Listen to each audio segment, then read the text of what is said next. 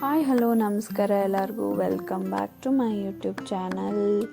ಈ ವಿಡಿಯೋದಲ್ಲಿ ನಾನು ಮನೆಯಲ್ಲೇ ಯಾವ ರೀತಿ ಗರಿಗರಿಯಾದ ಆಲೂಗಡ್ಡೆ ಚಿಪ್ಸ್ ಹೇಗೆ ಮಾಡೋದು ಅತಿ ಕಡಿಮೆ ಸಮಯದಲ್ಲಿ ಅಂತ ತೋರಿಸ್ತಾ ಇದ್ದೀನಿ.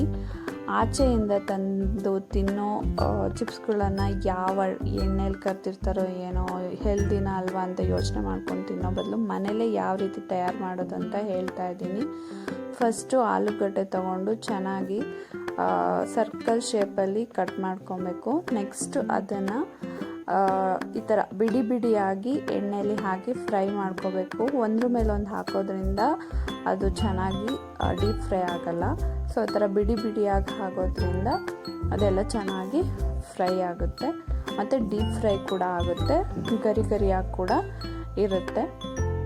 ಅದಾದಮೇಲೆ ಅದ್ರ ಮೇಲೆ ನಾವು ಒಂದು ಸ್ವಲ್ಪ ಚಿಲ್ಲಿ ಪೌಡರು, ಒಂದು ಸ್ವಲ್ಪ ಗರಂ ಮಸಾಲ, ಒಂಚೂರು ರುಚಿಗೆ ತಕ್ಕಷ್ಟು ಉಪ್ಪು, ಜಾಸ್ತಿ ಬೇಡ, ಸ್ವಲ್ಪ ಖಾರನೂ ಅಷ್ಟೇ ನಿಮ್ಗೆ ಎಷ್ಟು ಬೇಕೋ ಅಷ್ಟು ಮಾತ್ರ ಹಾಕ್ಕೊಂಡು ಚೆನ್ನಾಗಿ ಕೈಯಲ್ಲೇ ಮಿಕ್ಸ್ ಮಾಡ್ಕೊಬೇಕು.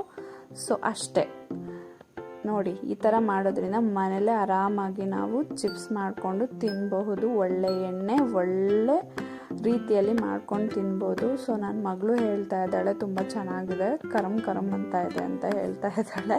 ಅವಳಿಗೆ ಇಷ್ಟ ಆಯಿತು.